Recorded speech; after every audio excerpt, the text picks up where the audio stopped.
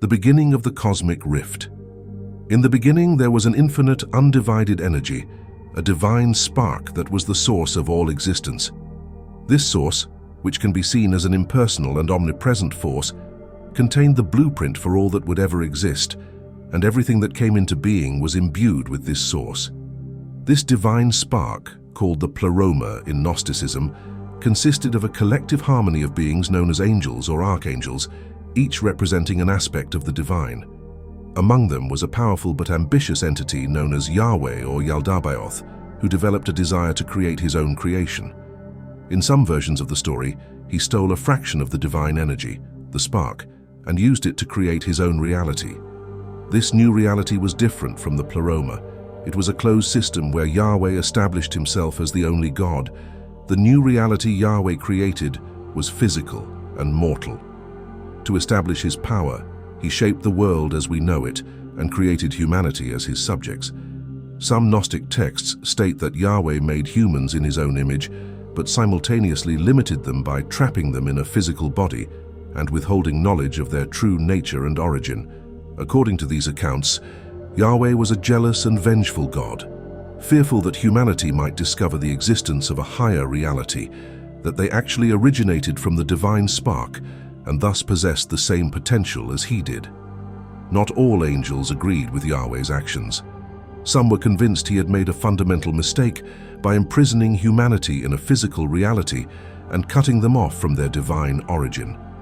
These angels, led by figures later known as fallen angels, sought to help humanity by bringing them knowledge of their true nature.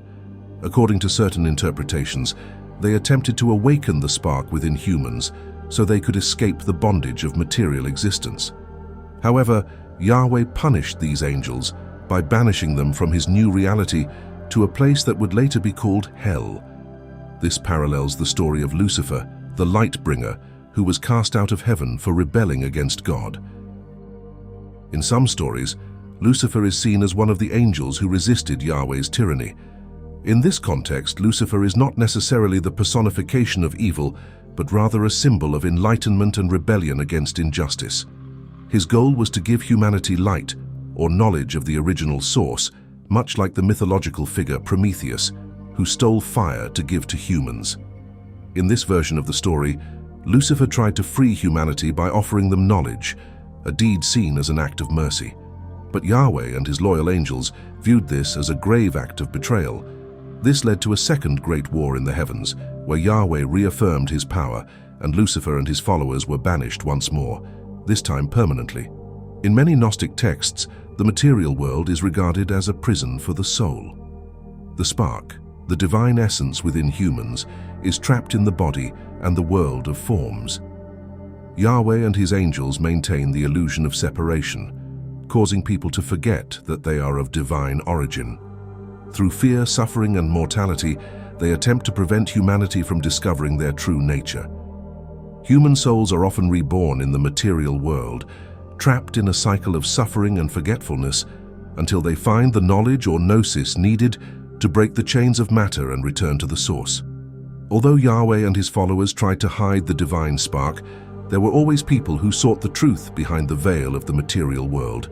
This desire for knowledge, known as gnosis, was considered the path to salvation. Through meditation, introspection, and the practice of mystical traditions, individuals could transcend the limitations of the physical and awaken the divine spark within themselves.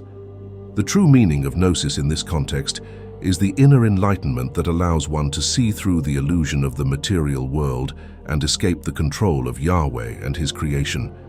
It is a process of rediscovering who we truly are and restoring our connection with the divine. In this vision, the coming age of Aquarius plays a crucial role. Traditionally, the Aquarian age is associated with revelation, freedom, and a heightened awareness of humanity's collective consciousness. As we enter this new phase, a veil of ignorance and illusion, maintained by the influence of the false god, Yahweh, will gradually be lifted. Humanity will awaken from centuries of spiritual captivity, becoming aware of their own power and true origin. As we transition into the Aquarian age, more people will realize that their true nature reaches far beyond what they were led to believe. They will recognize that the world presented to them is only a limited reality, one that keeps them trapped within old beliefs, fears, and inner programmings. They will see that these limitations held them in a system designed by Yahweh and his followers to control humanity and separate them from their divine spark. This realization will lead to a collective awakening as humanity seeks liberation and a deeper meaning. During this transitional period, individuals with supernatural gifts and spiritual and magical abilities will rise. These remarkable human beings, sometimes called enlightened guides, but also viewed as powerful sorcerers, will serve as examples and esoteric teachers for the rest of humanity. They possess insights into esoteric and occult systems that can raise consciousness and help humanity let go of limiting beliefs and programmings.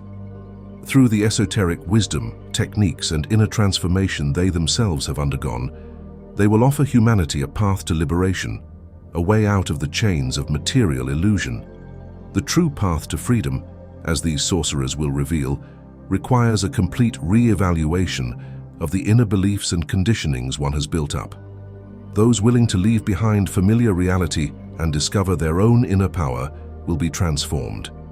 This transformation will bring not only personal liberation, but will also elevate the collective consciousness to a higher level, where evolution in spiritual and conscious growth becomes central.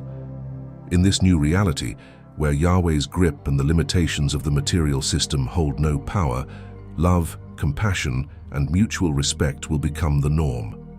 People will feel united in their essence, realizing that they are all reflections of the same divine spark. The age of Aquarius will reconnect humanity with their original essence, enabling them to live from a higher consciousness, where the purpose is no longer individualism or control, but collective evolution, freedom, and spiritual harmony.